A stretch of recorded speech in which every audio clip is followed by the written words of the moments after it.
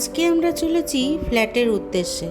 আসলে কি বলো তো, আমি আর তোমাদের দাদা চিন্তা করে দেখলাম যে একবারে একটা লরি বুক করে জিনিসগুলো নিয়ে তো যেতেই হবে ঠিকই, কিন্তু ব্যাপারটা হচ্ছে যা তীব্র গরম, এই গরমে সব শুদ্ধ জিনিস যদি একেবারে গিয়ে পড়ে তখন আর আমি গুছাবো কী করে, আর গরমটা সহ্য করব কী করে। তাই জন্য ও বললো যে কিছু কিছু করে জিনিস যদি নিয়ে চলে যাই তাহলে একটু সময় পাবে, 2 দিন থেকে যাব, তুমি গুছিয়ে নেবে, অনেকটা তোমার হেল্প হয়ে যাবে। কেননা গুছাতে তো সেই আমাকেই হবে না, এরা তো জিনিসগুলো দায়িত্ব দিয়ে পৌঁছে দেবে ঠিকই, কিন্তু তারপরে ওই তামান জিনিস আমাকেই গুছোতে হবে। তাই জন্য আজকে আমি আর তোমার দাদা চললাম একটুখানি ফ্ল্যাটে। এই দেখো এখানে কয়েকটা জিনিস নিয়ে নিয়েছি, এই টুকটাক খাবার দাবার আর কি। দাঁড়াও দাঁড়াও, চিনু যাবে না, চিনু থাকবে। আর এখন বাজে হচ্ছে 3:20। চলো চলো, জুতো পরে নিয়েছি, এবার চলো। উরি বাবা রে, কি রোদ দেখো বাইরে বন্ধুরা, বাপরে বাপ, পাগল হয়ে যাবো রোদ্দুরে, দেখছো ঠাটা রোদ্দুর। চলো, লিফটটা পড়েই আছে। চলো উঠে পড়েছি, এবার চলো। গাড়িতে উঠলে অবশ্য ঠান্ডা হয়ে যাবে, এসিটা চলবে, কষ্ট কম হবে। এইটুকু যেতেই যা অবস্থা কাহিল হয়ে যাচ্ছে, ওরে বাপরে বাপ। চলো নেমে গেছি।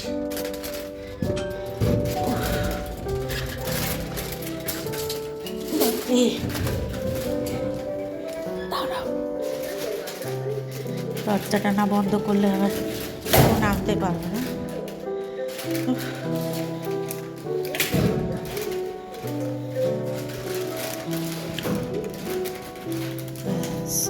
চলে গেল, নামছে তার মানে। চলো, এই যে দাঁড়িয়ে আছে আমাদের গাড়ি।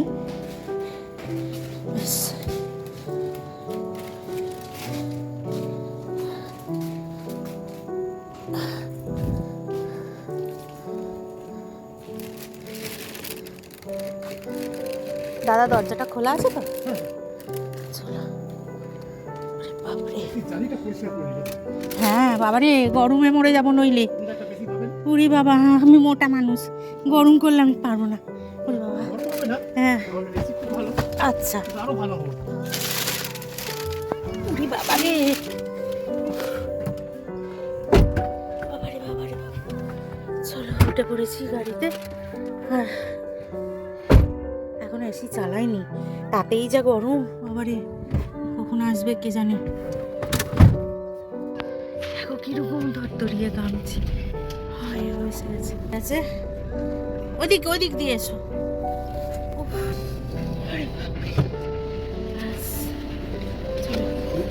ভালো ঠান্ডা, আরো ভালো ঠান্ডা। হ্যাঁ,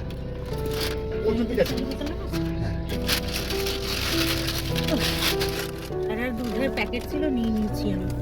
চা খেতে হবে বাবা, আমার এনার্জি ড্রিঙ্ক না হলে হবে না। নমস্কার বন্ধুরা, আমি ইন্ডিয়া থেকে পিয়ালি বলছি। আমার পুরনো বন্ধু, নতুন বন্ধু, কাছের বন্ধু আর যারা দূরে আছো সকলকে জানাই পিয়ালির দিন চ্যানেলে অনেক অনেক স্বাগত। তো আজকের ব্লগটা আমি দুপুর থেকেই শুরু করে দিলাম বন্ধুরা।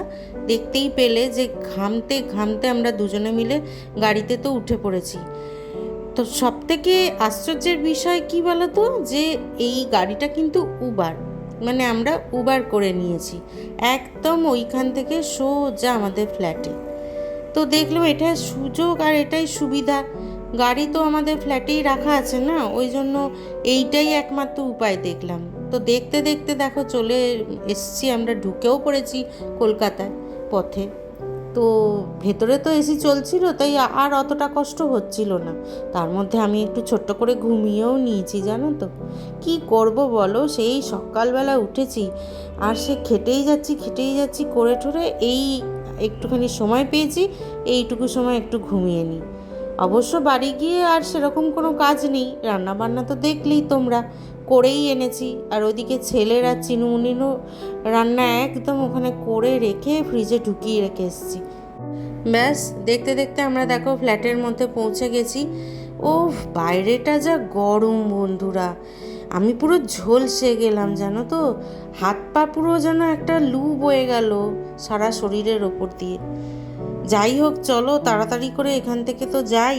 আর ওদিকে আবার ফ্ল্যাটের মেন সুইচটা নিচ থেকে অফ করে দিতে বলেছিলাম এই সিকিউরিটি দাদাকে, কারণ এর আগের বারে আমাদের বাজ পড়ে ওয়াশিং মেশিনটা খারাপ হয়ে গেছিলো, তোমাদের নিশ্চয়ই দেখিয়েছিলাম, তোমরা জানো। তো ওই জন্যই যাওয়ার সময় বলেছিলাম মেনটা অফ করে দিতে। তো ওই দাদাকে ওই জন্য বললাম যে দাদা আবার চালিয়ে দিন মেনটাকে। তো দাদা ওদিকে চালিয়ে দিল, আর এদিকে চলো আমরা জিনিসপত্র নিয়ে ওপরে চলে যাই। আর যেন পারা যাচ্ছে না, উপরে গিয়ে সঙ্গে সঙ্গে একটু পাখা খুলে বসবো।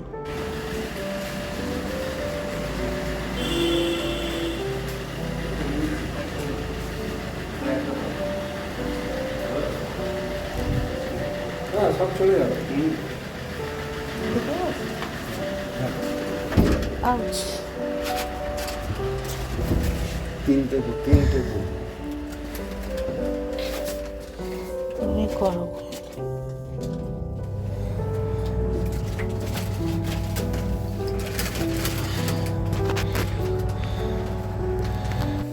ব্যাস অবশেষে এসে গেছি ওপরে। আর ওদিকে দেখো তোমাদের দাদা দরজা খুলছে।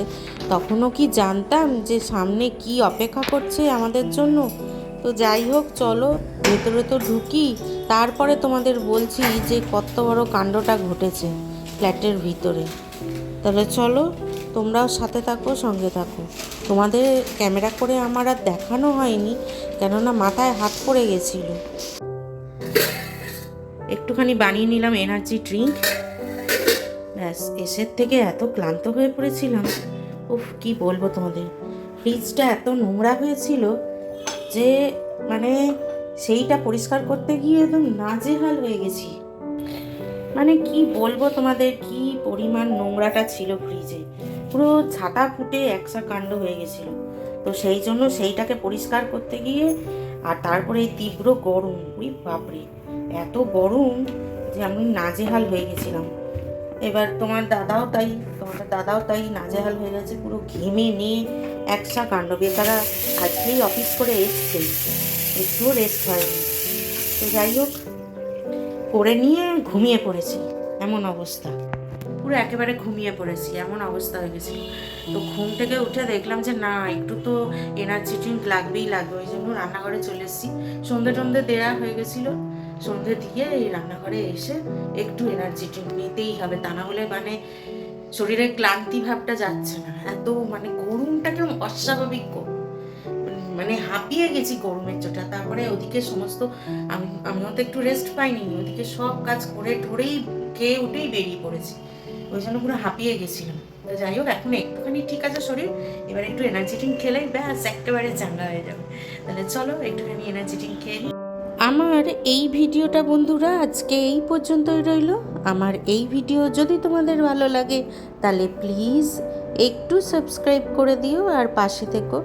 আর অলরেডি যারা যারা আমাকে সাবস্ক্রাইব করেছো তাদেরকে অনেক অনেক ধন্যবাদ। দেখা হবে আবার কালকে, চলে আসবো আবার আর একটা নতুন ভিডিও নিয়ে। আজকে তাহলে আসি, তোমরা সবাই ভালো থেকো, সুস্থ থেকো, টাটা। এই জিনিসগুলো নিয়ে আসা হয়েছে, এবার এই জিনিসগুলো ফ্রিজ থেকে বেরিয়েছে, এবার এইগুলোকে পরিষ্কার করব। আর এখন বাজে দেখো 8টাও বাজেনি। যাই হোক, চলো আসছি, টাটা।